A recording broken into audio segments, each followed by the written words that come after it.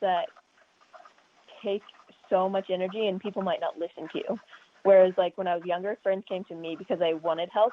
And I think in the real world, some people don't want to help themselves. And I can give them as much resources as I can. But if they don't want to do that, then there's not going to be much change. And so that I really wanted to flip into something where I could help people who really wanted to make progress. And I could use my skills in some other arena that would be more giving people help. Whereas if people didn't want it, it wouldn't work. Yeah, like there's something to be said about, the energy in the universe and swimming upstream. Totally get that. You're going to get so much more out of it when there's an open waters. So yeah, I totally get that. And then you're also an artist. That is a secret fact about you, because you majored in studio art. That is cool. What is that all about? Talk about your favorite part. Like what is your specialty?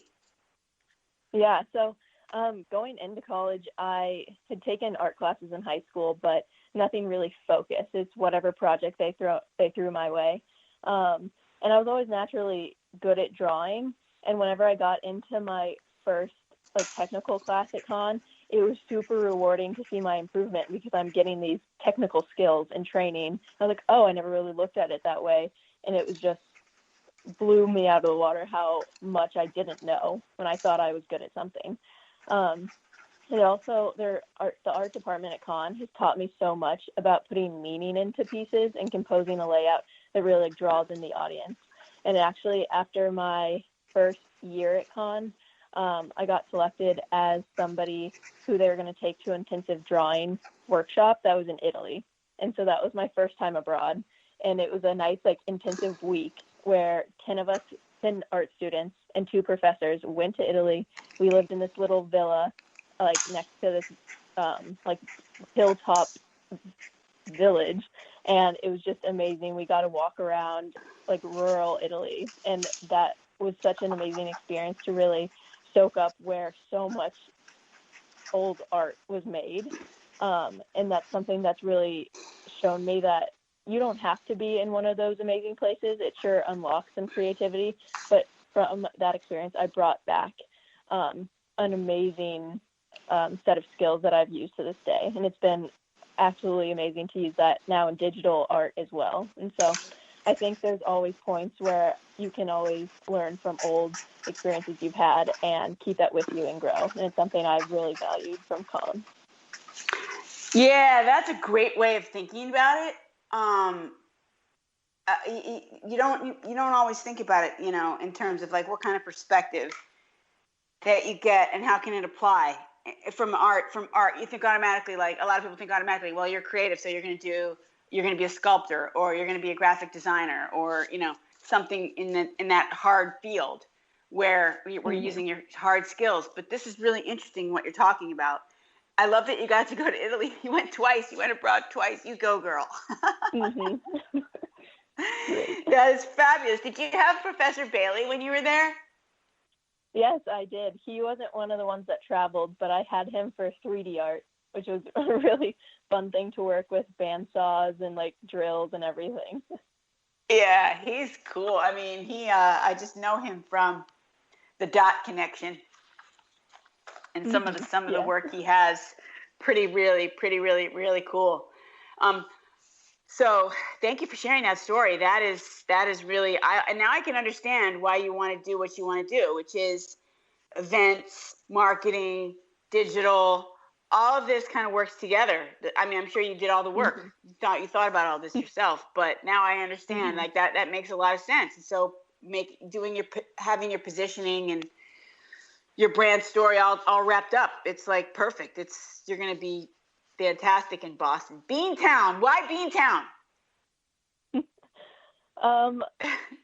So many things. I actually love the energy and movement of Boston. So it was last summer I did my internship there at Improv Asylum, and it was in the North End. And so every day during my lunch break and after work, I could just explore. And it was just such an engaging city, and especially where I'm coming from in the rural Midwest. And the town that I actually grew up in is slightly outside of Kansas City, Missouri. and the population is under 5,000. So like big changes. And it was just so amazing to actually get to Boston and see, oh my gosh, there's so many more people, there's so many more cultures, and there's more things going on in the world. Like it's a really great, and that's why I like it, because I want to grow and experience more things. Yeah, and there's a lot of Conn alums, right? Yes, exactly. Connections. It is the most amazing. I love Boston. It's such a great town for this time of your life. You know, like you said, it's so social, and even though it's a big city, it's a small town. Like people know each other. Mm-hmm. They cross circles, and the sports are great. I personally love the weather. I love the snow. So awesome. I wish you all the best. And what is your journey looking like? Your career journey right now? Yeah, so right now I'm focusing a ton on networking and also looking for the right company that aligns with my values. And the boot camp was something that actually helped me a lot with a couple of things. First was focusing on my personal brand, which before I was like, do I have a brand? Like I'm Kailyn. But whenever you gave us so many like worksheets and questions that made me think about, oh, okay, like this is what it means. This is what I bring to the table, what makes me a candidate that stands out, and like where I stand.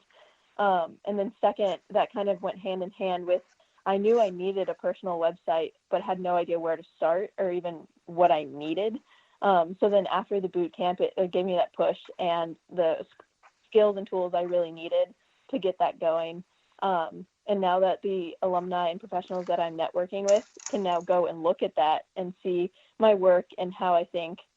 And I think that's really something amazing that they can see. Like I built my own website. I have that technical skill as well. So that is where I am. I'm still talking to companies, trying to figure out where I fit in to the world of Beantown. Awesome. Yeah, it's a journey, but especially with everything going on, it may take a minute, but it will happen. And it definitely feels like an awesome path for you. I'm so excited for you. I wish I could come with you in your suitcase. Feel free to. I would love to come. Okay. So I want to talk a little bit about the volleyball leadership, the thing that you did for the club. It sounds super epic, what you made happen there. So can we talk a little bit about that? Yeah, definitely. So I wanted to join as soon as I possibly could. I was super excited at our involvement fair, which is like an activities fair, and I signed up immediately. However, it wasn't exactly what I thought it was going to be. Whenever I joined, there was only a few players, and they didn't have a set practice schedule, let alone they had never scrimmaged another school, never played anyone. They had no jerseys. And so at the no end jerseys. No jerseys. It was it was more intramurals, but they didn't have any games internally either. Like it was just basically nothing. And so at the end of my first year, whenever elections happened, I ran for co-president and won, which was shocking to me because I was so young. But you're a rock star, dude. You keep getting all the success. Yeah, they saw my potential and it worked out. So then my second year was more of a building year, recruiting more players, and I just spent my time Googling other school programs. And of course, not all the information is updated, so I had to call, email, whoever I could, and just wiggle my way in. And so after many, many roadblocks, we set up a couple scrimmages against like Yale and Wesleyan, and that was basically took a while. And so it wasn't until my second year as president, in my junior year, that we were regularly playing these schools, and we finally made our way to our first tournament. And this was like the first in the club's history. We got jerseys, we were ready. And once that day came, we placed third. And we were playing big state schools like UConn, Vermont teams. Like it was an amazing day. And we had like the smallest team. And it brings me so much happiness just to remember that day, because we came in as the smallest team. And mind you, all these other teams have coaches, like adults that are paid and all this stuff. It's just us, like students. And we came in third and beat all these great teams. Oh, you go, girl. Really, Woo, yeah, go Camels, go really, Camels. yeah. Woo, that is huge. Mm-hmm. Okay, So finally, I just want you to remember, though, what you did for that, because that is your brand, right? You created a brand for that volleyball club, and that is what you offer to the world. I mean, that is a huge talent that you have. So yeah, it was definitely amazing. we have to wrap up now, unfortunately, because it's at the end of the show. But just quickly, one piece of advice you would give to your younger sisters. I would have to say that you can't let anything hold you back. And I think being a perfectionist, sometimes you just don't start, but you just got to get something out there. And something I used to say, and I think still pushes me this day, is to be big and go get them. You just really have to puff yourself up, even if you don't feel confident. Just pretend you do, and it will come to you, and everything will turn out. You just have to put pencil to paper and get going. Yeah. Thank you, Kailyn. I'm sorry. I want to have you back, though, because I want to talk to you more about the leadership aspect and your personal brand, and follow you and see what happens in Boston. Would you be willing to come back again? Oh, definitely. I think it'd be super exciting. Okay, awesome. All right, listeners, definitely take her advice. Be big and go get them. I freaking love that. All right, so thank you, Kailyn. Thank you so much for spending time with us today and being here, and good luck with everything. I can't wait to see you explode. And listeners, thanks for tuning into the Hero Whispers. Get out there, slay dragons, be big, and go get them.